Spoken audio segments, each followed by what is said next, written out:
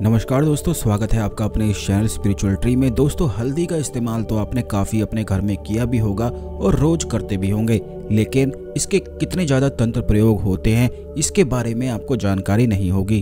तो आपको बता दें कि हल्दी एक ऐसी चीज़ है जिसका इस्तेमाल काफ़ी सारी तंत्र साधनाओं में, मंत्र साधनाओं में आदि किया जाता है। बल्कि स्वास्थ्य की दृष्टि से भी अगर देखा जाए तो हल्दी एक रामबाण औषधि के रूप में कार्य करती है और ये एक ऐसी वस्तु है जो घर में ही बड़ी आसानी से उपलब्ध भी रहती है। तो इसीलिए इसका इस्तेमाल करना बेहद आसान रहता है। परेशानी तो बहुत सारे लोगों के जीवन में होती ही है, और जैसा कि हमने पिछले वीडियोस में भी बताया है कि परेशानी, कष्ट, चिंता और दुख हमेशा तभी आता है जब किसी इंसान का आभा मंडल प्रभावित हो जाता है, यानी कि उसके आभा मंडल में कुछ गड़बड़ हो जाती है। तब उसके जीवन में परेशानी और कष्ट आने लग जाते हैं। और आभा मंडल बिल्कुल एक अदृश्य रूप से कार्य करता है, जिन्हें सिर्फ अदृश्य शक्तियां ही प्रभावित कर सकती हैं। इसीलिए कहा जाता है कि जब भी आपके जीवन में परेशानी हो, कष्ट हो, तो आप प्रार्थना जरूर करें, क्योंकि प्रार्थना ही एक ऐसा माध्यम है जो अदृश्य शक्तियों को प्रभावित करता है, उन्हें मजबूर करता है आपकी मदद के लिए। अब आपने ऐसा काफी बार खुद से देखा भी होगा कि जब आप किसी प्रभु की, किसी भगवान की, किसी भी ईश्वर की, यानी कि किसी भी अदृश्य शक्ति से मदद मांगते हैं, प्रार्थना करते हैं, तो वो स्वयं कभी भी नहीं आते हैं, बल्कि आपके आभा मंडल को प्रभावित करते हैं, जिससे कार्य ऑटोमेटिक ही होता है।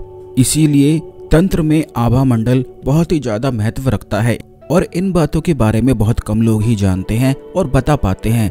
केवल वही इन बातों को जानता है जो तंत्र की संपूर्ण जानकारी रखता है। इसीलिए हम अपने चैनल में हमेशा ही खास चीजें आपको बताते हैं, जिससे आप संपूर्ण चीजों को सही से समझ सकें और ये भी जान सकें कि किस प्रकार ये चीजें कार्य करती हैं और किन किन चीजों की आपको आवश्यकता है अपनी परेशानी से निकलने के लिए। तो दोस्तों, आज के इस वीडियो में हल्दी के उस इस्तेमाल के बारे में हम आपको बताएंगे, जिसको अगर आप खास करके दिवाली पर प्रयोग करते हैं तो इससे आप अपने मणिपुर चक्र पर, यानी कि धन के स्थान पर प्रभाव डाल सकते हैं, अपने आभा मंडल को और शक्तिशाली बना सकते हैं, जिससे आपके जीवन में जो धन की परेशानी हो रही है वो बिल्कुल भी ना हो। लेकिन उससे पहले आप भगवान शिव को नमस्कार अवश्य कर लें। वीडियो को लाइक करके कमेंट बॉक्स में ओम नमः शिवाय अवश्य लिख लें, जिससे भगवान शिव की कृपा आप पर हमेशा बनी रहे। क्योंकि ऐसा कहा जाता है कि जो भी भगवान शिव के भक्त होते हैं, केवल वही तंत्र में और मंत्र में सफलता प्राप्त करते हैं। इसीलिए भगवान शिव की कृपा प्राप्त होना बेहद आवश्यक है। और सभी नकारात्मक जितनी भी शक्तियां होती हैं या फिर जितनी भी सकारात्मक शक्तियां हों, देव हों, असुर हों, सभी के भगवान केवल भगवान शिव ही हैं।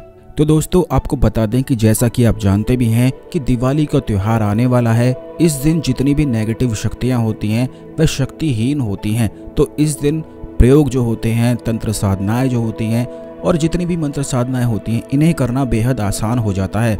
ऐसा नहीं है कि इस दिन शुभ मुहूर्त बनते हैं, शुभ दिन होता है। शुभ दिन तो यह होता ही है, बल्कि सबसे ज़्यादा खास बात तो इस दिन की ये होती है कि सभी नकारात्मक शक्तियाँ इस दिन बिल्कुल शक्ति विहीन हो जाती हैं, यानी कि उन्हें बड़ी आसानी से ख़त्म किया जा सकता है।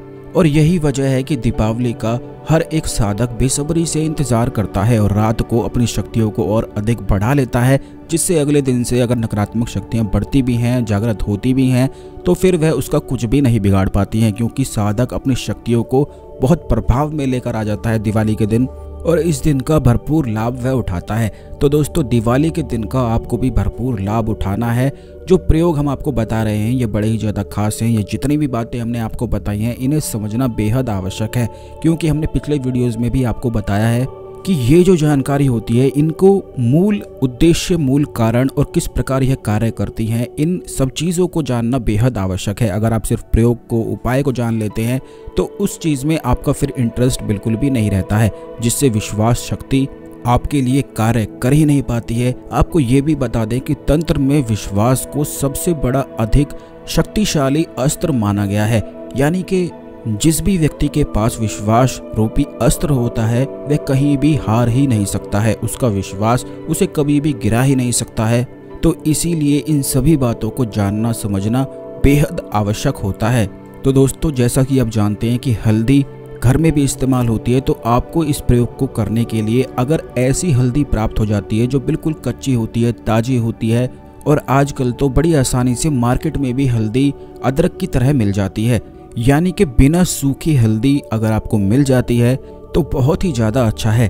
नहीं तो अगर आपको ताज़ी हल्दी नहीं मिल पाती है तो आप सूखी हुई हल्दी यानी कि जो हल्दी की गांठ होती हैं उनका इस्तेमाल भी कर सकते हैं। अगर आपको हल्दी की गांठ भी नहीं मिल पाती है तब उस हल्दी का इस्तेमाल आप कर सकते हैं जो आप अपनी रसोई में मसालेदानी में रखते हैं। आपको बता दें कि हल्दी में भगवान विष्णु का वास बताया गया है जो कि महापित्र कहे जाते हैं, जो कि गुरु ग्रह की कारक वस्तु है। तो अगर आप चाहते हैं कि आपके जीवन में सुख समृद्धि भाग्य हमेशा प्रबल रहे तो गुरु ग्रह को बलवान बनाना बेहद ज़्यादा आवश्यक होता है। ऐसा कहा जाता है कि अगर माता लक्ष्मी की पूजा में साधना में हल्दी का इस्तेमाल ना किया जाए तो माता लक्ष्मी उस साधना से प्रसन्न नहीं होती हैं, क्योंकि यह भगवान विष्णु की कारक वस्तु है और जहाँ भगवान विष्णु विराजमान होते हैं वहाँ माता लक्ष्मी को आना ही पड़ता है।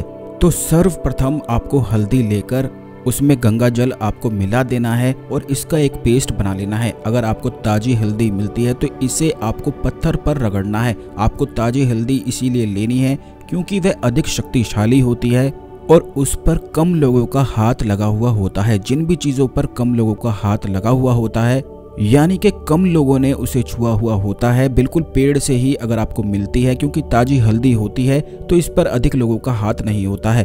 वैसे तो कोई भी हल्दी का इस्तेमाल आप कर सकते हैं, जो भी आपको मिल जाए बस उसी हल्दी का आप बिल्कुल पेस्ट बना लें।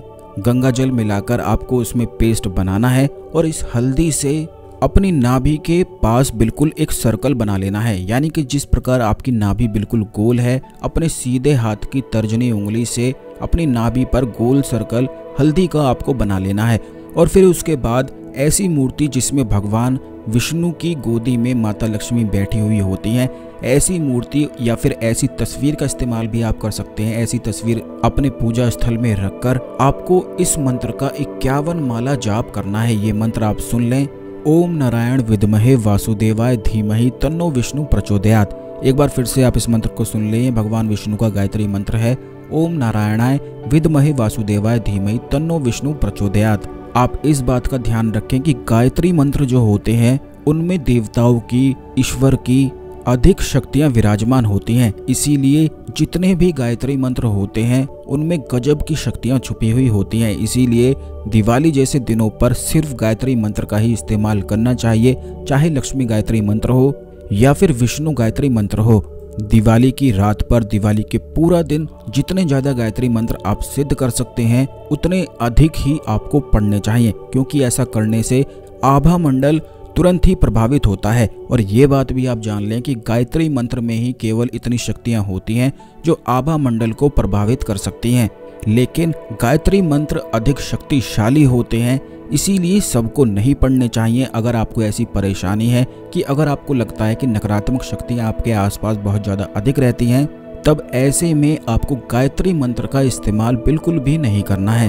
और ये बात आप इस तरह से जान सकते हैं कि अगर 24 घंटे ही आपको बहुत ज़्यादा नेगेटिव थॉट आते हैं, आपको ऐसा लगता है कि आपकी सोच पर आपका बिल्कुल भी काबू ही नहीं है, तब आप समझ जाएं कि कोई ना कोई नकारात्मक शक्ति आपको कंट्रोल कर रही है। तो ऐसे में बिल्कुल भी आपको गायत्री मंत्र किसी भी तरह से किसी भी रूप में इस्तेमाल नहीं करना चाहिए।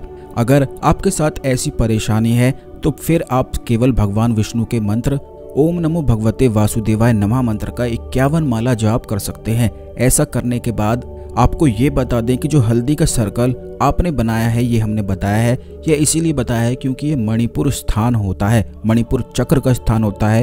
यहीं पर भगवान विष्णु और माता लक्ष्मी विराजमान होते हैं। यही धन का केंद्र है, यही आइडिया का, एनर्जी का, यानी कि सांसारिक सुखों का केंद्र केवल नाभि को ही माना जाता है। और जिन भी लोगों के जीवन में धन की कमी होती है, सांसारिक सुखों की कमी होती है, भाग्य उनका कमजोर रहता है, तो 100% उनका मणिपुर चक्र बेकार होता है।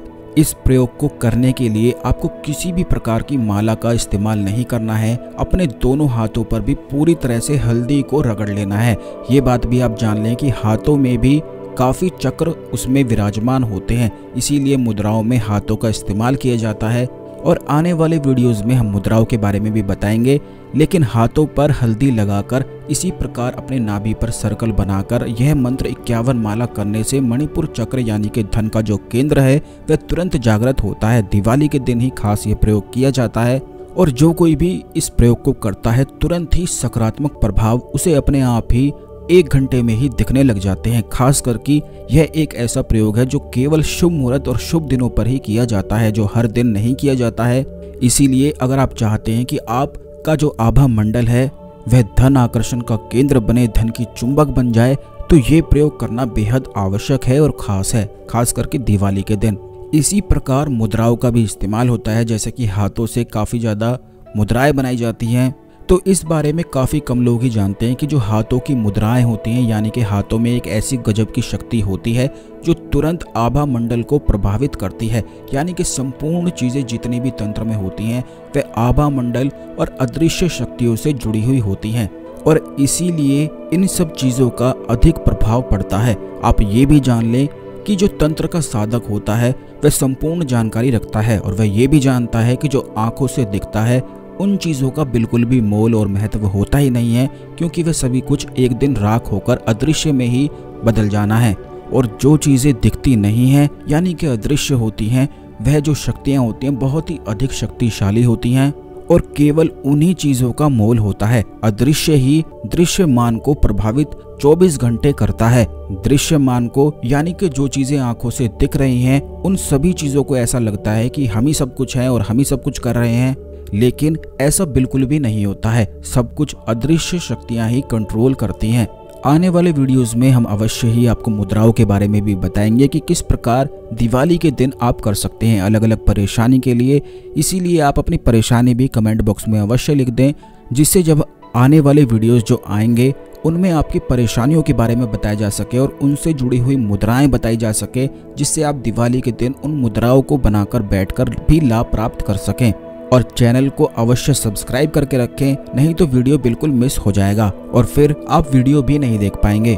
चैनल सब्सक्राइब करके बेल बटन अवश्य ही दबा कर रखें। आप सभी को दीपावली की ढेर सारी शुभकामनाएं।